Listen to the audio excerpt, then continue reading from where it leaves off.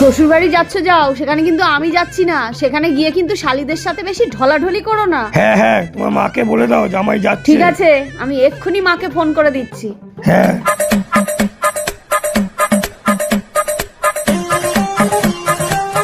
Hello মা, তোমার জামাই আজকে তোমাদের বাড়ি যাচ্ছে, আমি সঙ্গে যাচ্ছি না। ওকে কিন্তু বিছানায় শুতে দিও না, ও কিন্তু বিছানায় মতে।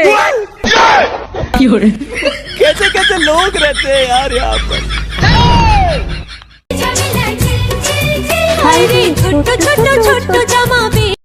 এই শিবানী, শিবানী, এই শিবানী, শিবানী,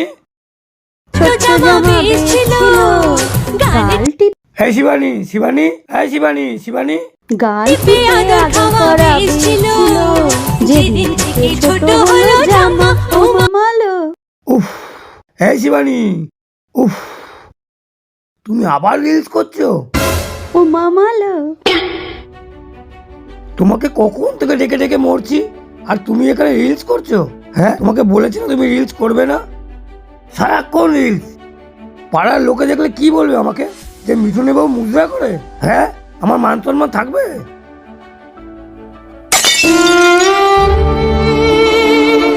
সারাদিন শুধু রিলস আর রিলস।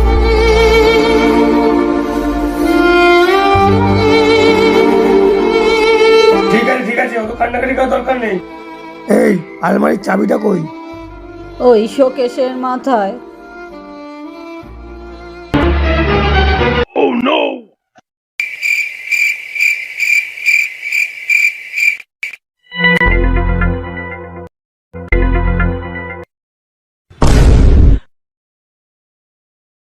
তুমি এত টাকা কোত্থেকে পেলে? রিলস বানিয়ে।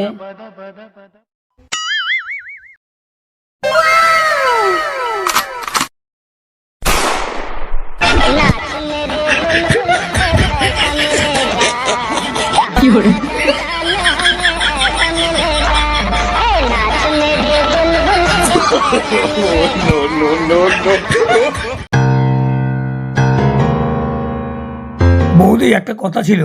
বৌদি, আমি না তোমাকে খুব ভালোবাসি।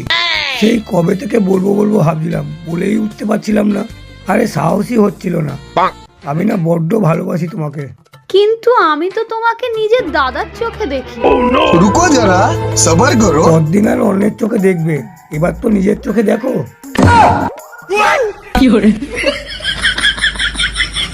कैसे कैसे लोग रहते हैं यार यहाँ पर।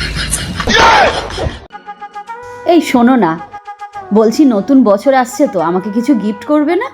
কি গিফট নেবে তুমি? আমার কাছে কিন্তু কোনো টাকা পয়সা নেই। ওরকম করে বলছো কেন? কিছু তো একটু এনে দাও আমার জন্য।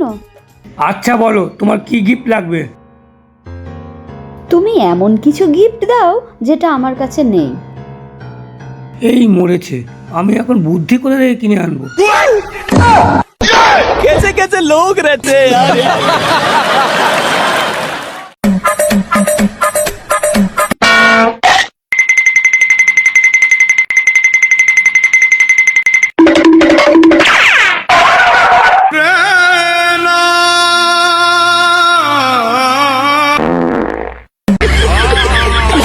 দাদা, যদি কিছু মনে না করেন একটা কথা জিজ্ঞেস করব?